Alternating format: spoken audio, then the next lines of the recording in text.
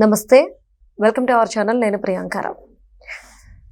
అంటే అనంతబాబు ఒక దళిత డ్రైవర్ని చంపి డోర్ డెలివరీ చేసిన వ్యక్తి. ఈ కేసులో ఆయుధాలు అందించి అసలు చంపాలన్న ప్లాన్ ఇచ్చింది అనంతబాబు భార్య. ఇది మనం అంటున్న మాట కాదు, పోలీసులు తమ విచారణలో చెప్పిన అంశం. మరి ఇప్పుడు ఎవరైతే సాక్షుల్ని బెదిరించాడో ఆ కేసులో అనంతబాబుని అరెస్ట్ చేశారు. కానీ ఎంక్వైరీలో అందరూ ఆశ్చర్యపోయే అంశాలు బయటకు వచ్చాయి. ఏ విధంగా వాళ్ళని బెదిరించారు, ఒకవేళ సాక్ష్యం డబ్బులు తీసుకొని అడ్డం తిరిగితే వాళ్ళని ఎలా వేధించాలో కూడా ముందుగానే ప్లాన్ చేసుకొని డిజైన్ చేసుకున్నట్లు వాళ్ళు అన్ని రెడీగా ఉన్నట్లు వార్తలు వస్తున్నాయి. సో అసలు ఎంక్వైరీలో ఏం తేలింది అనేది మనం డిస్కస్ చేద్దాం. మనతో పాటు సీనియర్ జర్నలిస్ట్ జగదేవ్ గారు ఉన్నారు, ఆయనతో మాట్లాడదాం. నమస్కారం సార్. నమస్కారం. అంటే అనంతబాబుని ఇంట్రోగేట్ చేసేటప్పుడు కొన్ని విషయాలు తెలిసాయి, అవి వింటే ఆశ్చర్యపోయామని చెప్పి పోలీసులు చెప్తున్నారు. అసలు ఏం చెప్పారు అనంతబాబు? యాక్చువల్గా డ్రైవరు సుబ్రహ్మణ్యం హత్య ఉదంతం సినీ ఫక్కీలో జరిగింది. నిజంగా అది చాలా బాధాకరమైన విషయం, హృదయ విదార ఘటన. నిజంగా ఏదో సినిమాల్లో చూసారా, ఒక అంబాసిడర్ కారు వచ్చి ఆగుతుంది, అందులో నుంచి ఒక మూట తోసేస్తారు, తర్వాత వచ్చి బాధితులు ఏడుస్తూ ఉంటారు. అలాగా రియల్ లైఫ్లో జరిగిందంటే చూడండి అసలు ఎంత తెగించారు, ఎంత దారుణం. ఇక్కడ పోలీసులు కూడా ఎప్పుడు ఒక యాంగిల్లో ఫస్ట్ ఇన్వెస్టిగేట్ చేస్తారటమ్మా. అంటే జనరల్గా మిత్రులు ఉన్నారు కొందరు, వాళ్ళు అడిగి చెప్పింది ఏంటంటే, షెర్లాక్ హోమ్స్ నవళ్ళు ఉంటాయి కదా, ఈ డిటెక్టివ్ ఇవన్నీ, అందులో ఆ నవల్లో ఉండే అంశాలు కానీ, లేదంటే జనరల్గా పోలీసులు కానీ లేదా ఇన్వెస్టిగేషన్ ఆఫీసర్స్ కానీ అసలు వీడు చనిపోవడం వల్ల ఎవరికి లబ్ధి అని ఫస్ట్ క్వశ్చన్ రేజ్ అవుతుంట. అంటే ఎవరికి బెనిఫిట్, అలాంటి ఆలోచిస్తే అసలు సుబ్రహ్మణ్యం చంపాల్సిన అవసరం ఎవరికి ఉంది, వీడు చనిపోతే ఎవరికి బెనిఫిట్. అంటే అదేదో F2 సినిమాలో కూడా చెప్తాడు, డ్రైవర్ గా ఉండి వీడిని తీసేయలేకపోతున్నాను, డ్రైవర్ ని పర్సనల్ అసిస్టెంట్, ఎందుకంటే వాడి కుటుంబ వ్యవహారాలు పర్సనల్ వ్యవహారాలు అన్ని కూడా వాడికి తెలుస్తాయి.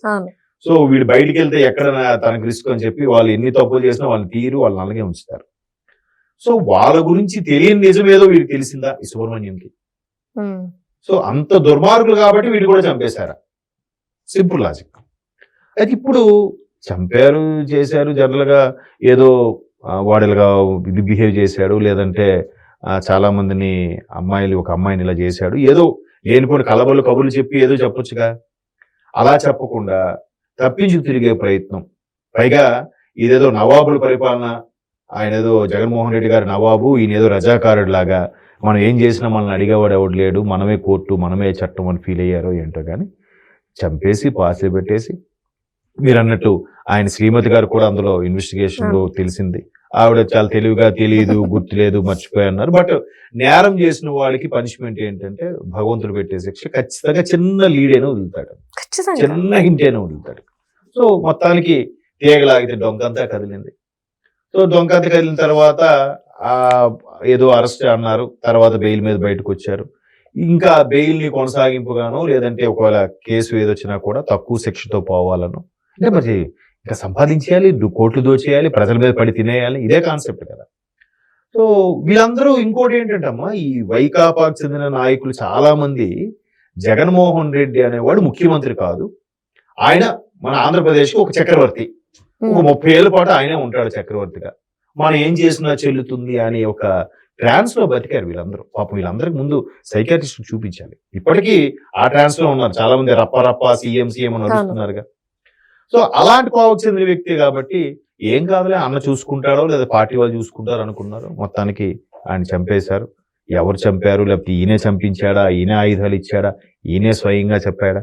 ఇక్కడ ఇంకోటి మనం గమనించాల్సింది ఏంటంటే, డ్రైవర్ సుబ్రహ్మణ్యం పాటి అది ప్రాణమే పక్కన పెడితే, మాజీ మంత్రి, కాంగ్రెస్ లో ముఖ్యమంత్రికి స్వయాన ఒక తమ్ముడు, దివంగత నేత రాజశేఖర రెడ్డి తమ్ముడు, వివేకానంద రెడ్డి గారి హత్యకే ఇంతవరకు ఠికానా లేదు. అవునా కదా? ఆ పరంగా చూస్తే ఇక డ్రైవర్ సుబ్రహ్మణ్యం కొంచెం చాలా గ్రేట్ త్వరితగతిన ముందుకు నడిపించారు, తీసుకొచ్చారు. మొత్తానికి మాటు వేసి పట్టుకున్నారు. అంటే అఫ్ కోర్స్ మనలోని కూడా కొంతమంది ఉండబట్టే ఆ సిఏ స్థాయి వ్యక్తి, ఎవరో సర్పూర్ణ సిఏ స్థాయి వ్యక్తి వీళ్ళకి ఉత్పందించడం, అన్ని హెల్ప్ చేయడం, కాబట్టి ఆయన పరారీలో ఉన్నాడు, క్షేమంగా ఉన్నాడు. ఎక్కడ ఇప్పుడు ఒకటి వాస్తవం అమ్మా, వాళ్ళు తలుచుకుంటే 24 hours లో కేసు క్లోజ్ చేసేస్తారు.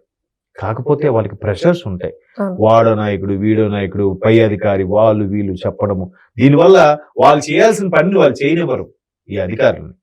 సో కొంతమంది లొంగిపోతారు. ఏదో ప్రభాస్ సినిమాలో అంటాడు చూసారా, మనిషి అన్నోడు ఎక్కడో దొరికి తెగుతాడులే అన్నట్టు, మరి. 1 కోట 2 కోట్ల 5 కోట్ల ఎక్కడో దొరికి తెగుతాడు, ఏం కాదులే ఆ ఉద్దేశంతోనే ఈయన సాక్షుల్ని ఎవరైతే ఉన్నారో వాళ్ళని మభ్య పెట్టాలని చూశాడు. ముందు 1,00,000 రూపాయలు ఇచ్చి పత్రాలు కూడా రాయించుకున్నాడంట. మీరు కోర్టులో నాకు ఫేవర్ గా సాక్ష్యం చెప్తే తర్వాత మళ్ళీ రిమైనింగ్ అమౌంట్ ఇస్తాను, మీరు హ్యాపీగా లైఫ్ సెటిల్ అయిపోద్ది, ఇట్లాంటివన్నీ చెప్పారు.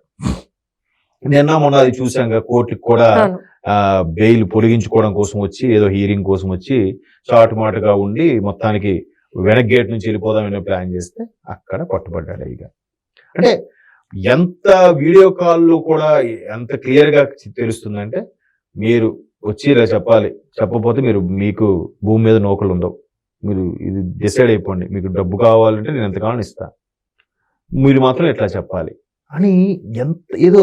అంటే నేను అనుకోవడం ఈ దర్శకులు కూడా ఇట్లాంటి సన్నివేశాలు, ఇట్లాంటి ఆర్టికల్స్ చదివి వాళ్ళకి స్టోరీ రాసుకుంటారేమో. చాలా మంది ఏమంటారంటే, ఆ సినిమాని చెడగొడుతున్నారు, అవి చూసి నేర్చుకుంటున్నారు. కాదు, ఆ దర్శకుడు ఆ సీన్ పెట్టాడంటే ఎక్కడో ఒక దగ్గర, ఇక్కడ కాకపోతే వేరే దేశంలో అయినా ఏదో జరిగింది, ఆ స్టోరీ గాను అది ఒక థాట్ ప్రాసెస్ గా పెట్టి అది రాసుకుంటాడు, సింగిల్ లైన్ ని దాన్ని డెవలప్ చేస్తాడు.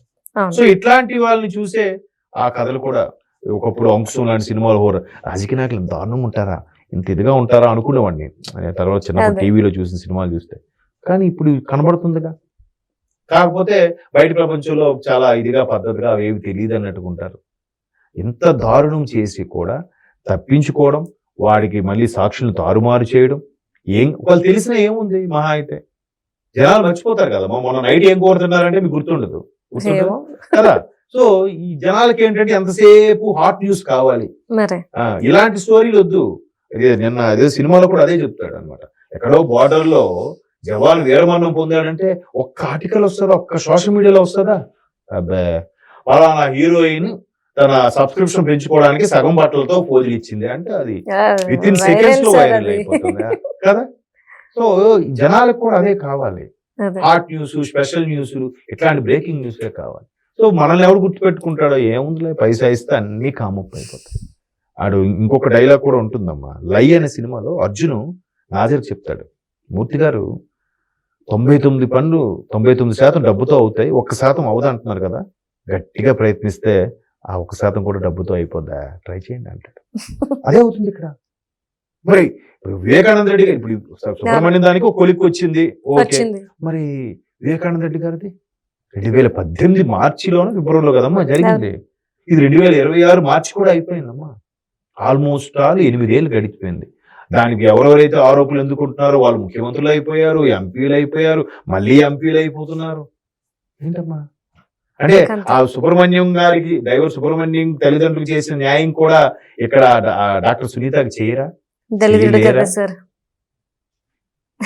సో వాళ్ళందరికీ 2 నమస్కారాలు అమ్మ, నిజంగా ఇంకా అంతకుమించి మనం ఏం చేయలేం.